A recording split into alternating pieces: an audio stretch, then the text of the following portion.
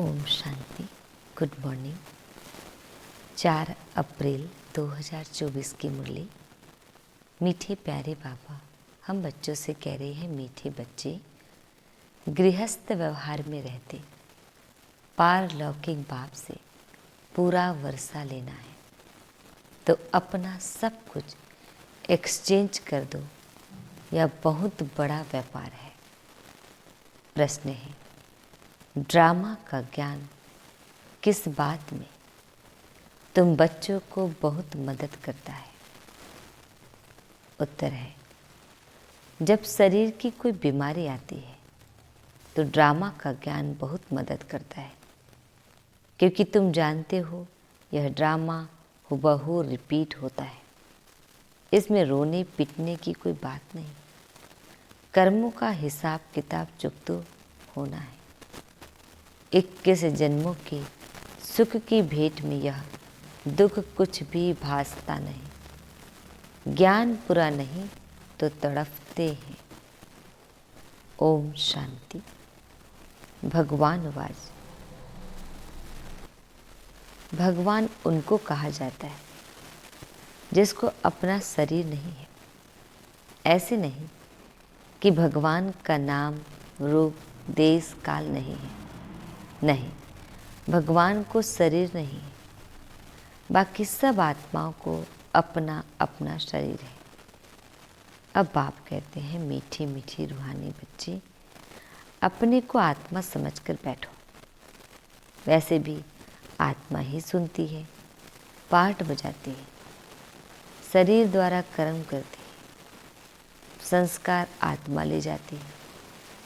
अच्छे बुरे कर्मों का फल भी आत्मा ही भोगती है, शरीर के साथ। बिगर शरीर के तो कोई भोग नहीं सकती। इसलिए बाप कहते हैं, अपने को आत्मा समझ बैठो। बाबा हमको सुनाते हैं, हम आत्मा सुन रहे हैं इस शरीर द्वारा। भगवान वाच मन मना भाव। देह सहित देह के सब धर्मों को त्याग, अपने को आत्मा समझ बाप को याद करो। या एक ही बाप कहते हैं जो गीता का भगवान है। भगवान माना ही जन्म मरण रहित। बाप समझाते हैं, मेरा जन्म अलौकिक है और कोई ऐसे जन्म नहीं लेते जैसे मैं इनमें प्रवेश करता हूँ। यह तो अच्छी रीति याद करना चाहिए। ऐसे नहीं, सब कुछ भगवान करता है। पूज्य पुजारी ठिक्कर भीतर परमात्मा है। 24 अवतार, कच्छ मच्छ अवतार, परशुराम अवतार दिखाते हैं। अभी समझ में आता है कि क्या भगवान बैठ परशुराम अवतार लेंगे और कुल्हाड़ा लेकर हिंसा करेंगे? यह रॉन्ग है। जैसे परमात्मा को सर्वव्यापी कह दिया है, ऐसे कल्प की आयु लाखों वर्ष लिख दी है। इसको कहा जाता है घोर अंधियारा, अर्थात ज्ञान नहीं है। ज्ञान से होता है सोझरा। अब अज्ञान का घोर अंधियारा है। अब तुम बच्चे घोर सोझरे में हो।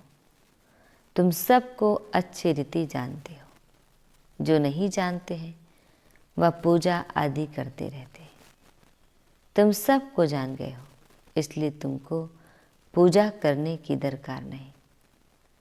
तुम अभी पुजारीपन से मुक्त हुए।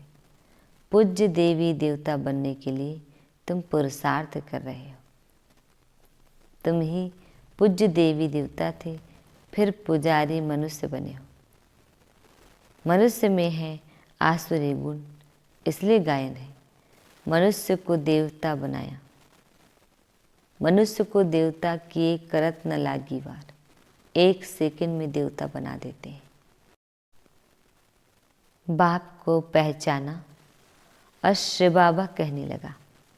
बाबा कहने से दिल में आता है कि हम विश्व के, स्वर्ग के मालिक बनते हैं। यह है बेहद का बाप। अभी तुम फट से आकर पारलौकिक बाप के बने हो। बाप फिर कहते हैं, गृहस्थ व्यवहार में रहते हुए अब पारलौकिक बाप से वर्षा ले लो। लौकिक वर्षा तो तुम लेते आए हो, अब लौकिक वर्षे को पारलौकिक वर्षे के साथ एक्सचेंज करो। कितना अच्छा व्यापार है। लौकिक वर्षा क्या होगा? यह है बेहद का वर्षा। सभी गरीब झट ले लेते हैं, गरीबों को एडॉप्ट करते हैं। बाप भी गरीब निवास है। गायन है, मैं गरीब निवास हूँ। भारत सबसे गरीब है, मैं आता भी भारत में हूँ। इनको आकर साहूकार बनाता हूँ। भारत की महिमा बहुत भारी है, यह सबसे बड़ा तीर्थ है। परंतु कल्प की आयु लंबी कर देने से बिल्कुल भूल गए हैं। समझते हैं भारत बहुत साहूकार था, अब गरीब बना है। आगे अनाज आदि सब यहाँ से विलायत में जाता था। अभी समझते हैं भारत बहुत गरीब है, इसलिए मदद देते हैं। ऐसे होता है जब कोई बड़ी आसामी फेल हो जाती है तो आपस में फैसला कर उनको मदद देते हैं। यह भारत है सबसे प्राचीन। भारत ही हेवन था। पहले पहले आदि सनातन देवी देवता धर्म था। सिर पर टाइम लंबा कर दिया है, इसलिए मूंझते हैं। भारत को मदद भी कितनी देते हैं। बाप को भी भारत में ही आना है। तुम बच्चे जानते हो हम बाप से वर्षा ले रहे हैं। लौकिक बाप का वर्षा एक्सचेंज करते हैं पारलौकिक से, जैसे इसने ब्रह्मा ने किया। देखा पारलौकिक बाप से तो ताज तख्त मिलता है। कहाँ वह बादशाही, कहाँ यह गदाई, कहाँ भी जाता है फॉलो फादर। भूख मरने की तो बात ही नहीं। बाप कहते हैं ट्रस्टी होकर संभालो। बाप आकर सहज रास्ता बताते हैं। बच्चों ने बहुत तकलीफ देखी है, तब तो बाप को बुलाते हैं, हे परम पिता परमात्मा रहम करो। सुख में कोई भी बाप को याद नहीं करते, दुख में सिमरन सब करते हैं। अब बाप बतलाते हैं कि कैसे सिमरन करो। तुमको तो सिमरन करना भी आता नहीं है, मैं ही आकर तुमको बतलाता हूँ। बच्चे अपने को आत्मा समझो और पारलौकिक बाप को याद करो तो तुम्हारे पाप कट जाएंगे। सिमर सिमर सुख पाओ, कलह कलेश मिटे तन के। जो भी शरीर के दुख है सब मिट जाएंगे। तुम्हारी आत्मा और शरीर दोनों पवित्र बन जाएंगे। तुम ऐसे कंचन थे, फिर पुनर्जन्म लेते लेते आत्मा पर जंग चढ़ जाती है।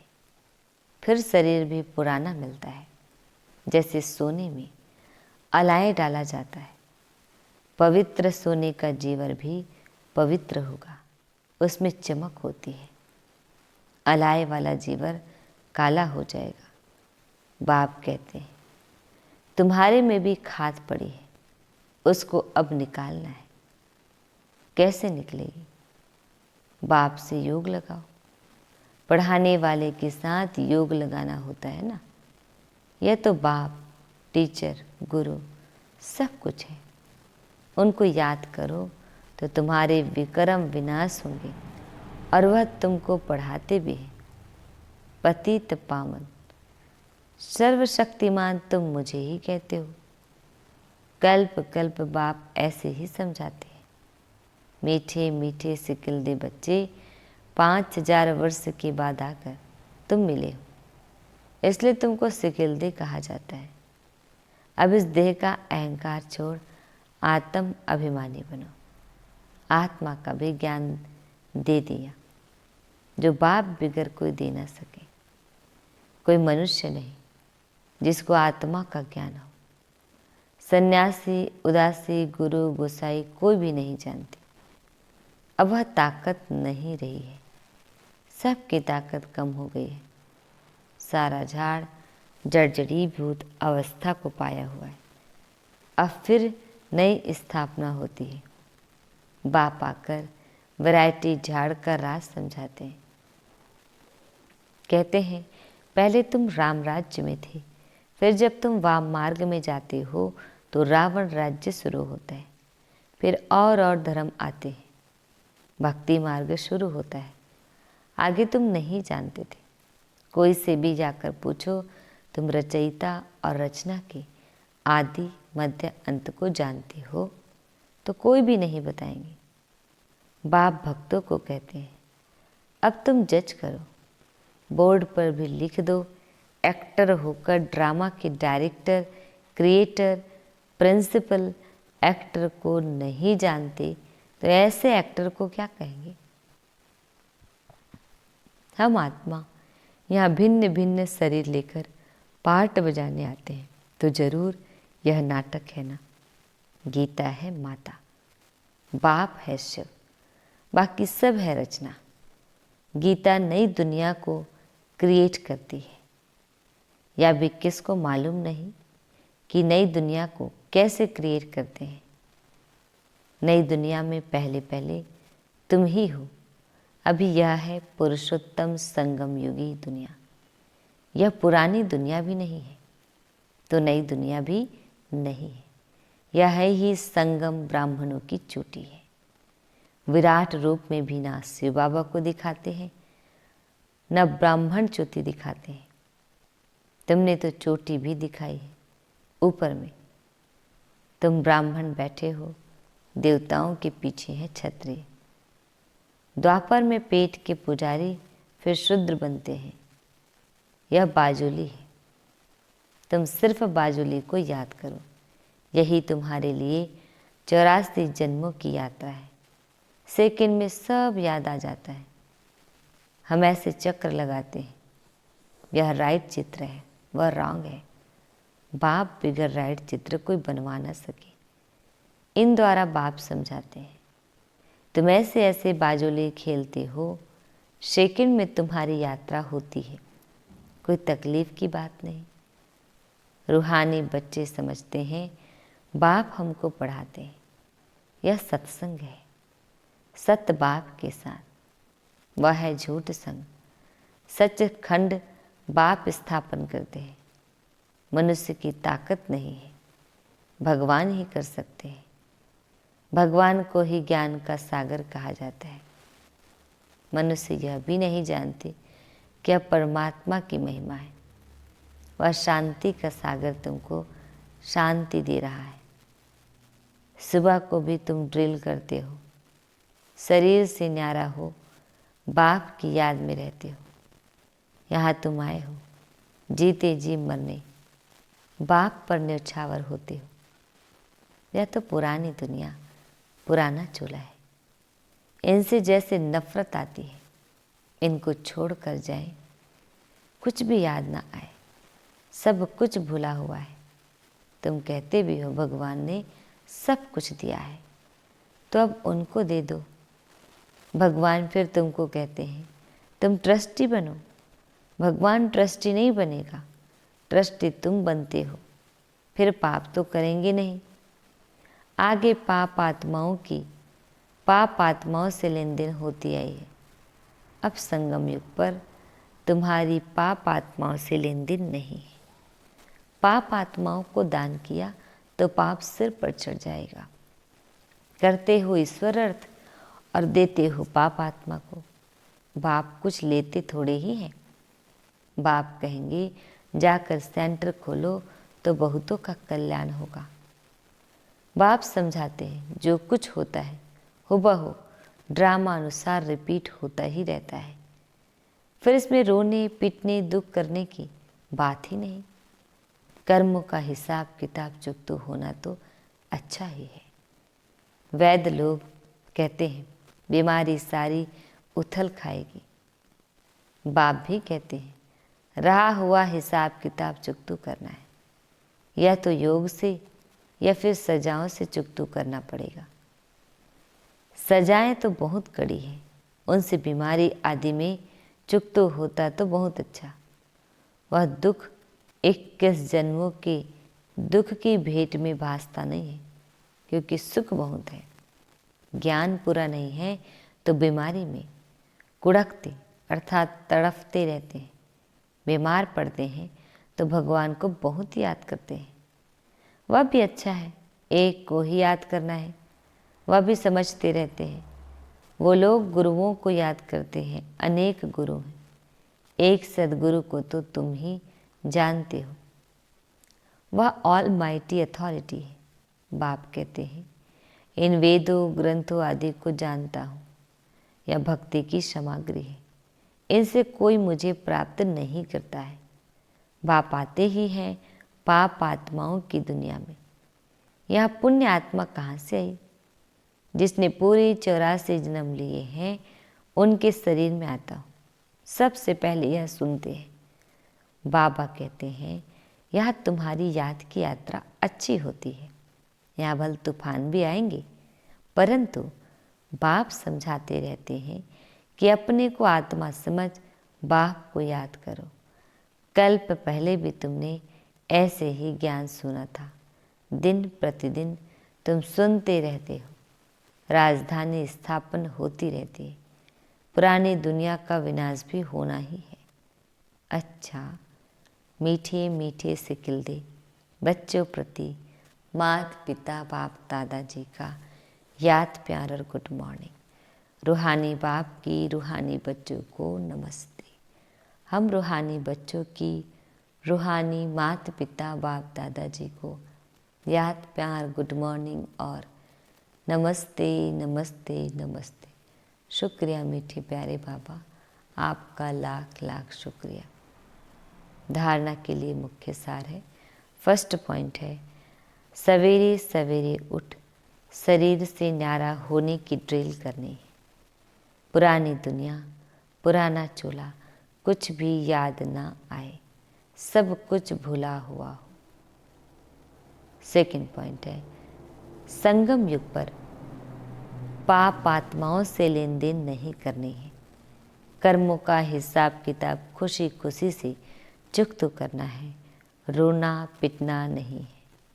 सब कुछ बाप पर न्यौछावर कर फिर ट्रस्ट जीवन संभालना है।